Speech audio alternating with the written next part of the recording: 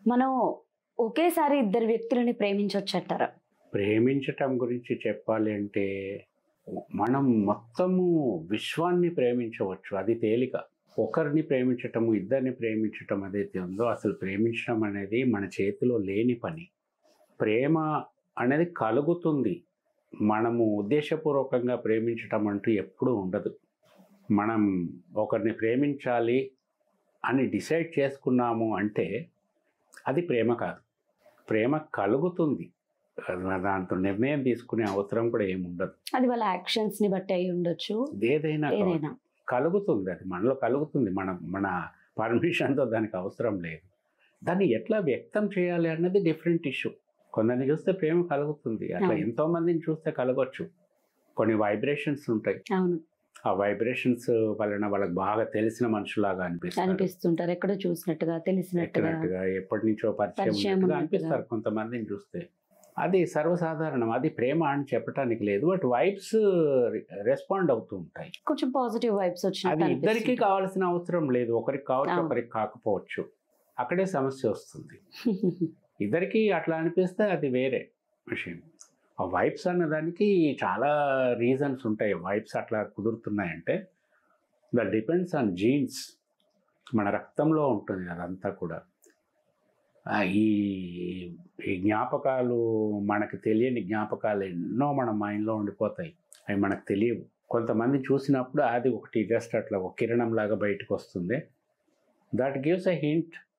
మనలో ఉన్న మనకి ఒక హింట్ అది చెప్తుంది. ఎక్కడో చూసామే, ఎప్పుడో చూసామే, బాగా తెలిసినట్టుంది అని. అది చెప్తే వాళ్ళు దానికి ఒప్పుకోకపోవచ్చు. అవును, వాళ్ళకు కూడా ఇటువంటి ఇన్సిడెంట్స్ జరుగుతాయి. ఎవరినో చూసినప్పుడు అట్లా అనిపించటము. సో ఇది రెండు వైపుల నుంచి రావాలని ఏం లేదు. అట్లా అనిపించినప్పుడు వచ్చేటటువంటి చిక్కు సమస్యలు కూడా ఉంటాయి. అది ప్రేమించటము అన్నది అట్లా రావాలి. కానీ మనం ఉద్దేశపూర్వకంగా వాళ్ళు బాగా అందంగా ఉన్నారనో, లేకపోతే వాళ్ళ దగ్గర బాగా డబ్బులు ఉన్నాయనో వాళ్ళ మీద ప్రేమ తెచ్చుకోవటము, ఇది ఆర్టిఫిషియల్. ఈ డబ్బుకి దీనికి ఏం సంబంధం? డబ్బు ఉన్నది ఒక అబ్బాయి దగ్గర, లేకపోతే అమ్మాయి దగ్గర డబ్బు ఉందనో, లేకపోతే అబ్బాయి అందంగా ఉన్నాడు, లేకపోతే అమ్మాయి అందంగా ఉంది అనో ఇట్లా ప్రేమని ప్రస్తావనకు తీసుకురావటం అన్నది కమర్షియల్. కమర్షియల్ కూడా తప్పేం కాదు. ఏదో ఒక వే ఉండాలి కదా, అవుట్లెట్ ఉండాలి కదా, అట్లా.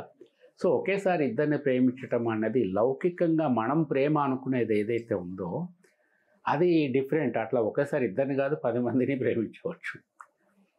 కానీ ఇప్పుడు నేను చెప్పినటువంటి ప్రేమ అట్లా ఉండదు. ఎవరినైనా అట్లాంటి భావన వచ్చినప్పుడు ప్రేమించవచ్చు, చెప్పవచ్చు. కానీ లిమిటేషన్స్ ఉంటాయి. ఇద్దరికి వైబ్రేషన్స్ కలిసినప్పుడు చాలా దగ్గర అవ్వటం చాలా రేర్గా జరుగుతుంది, బట్ జరుగుతుంది.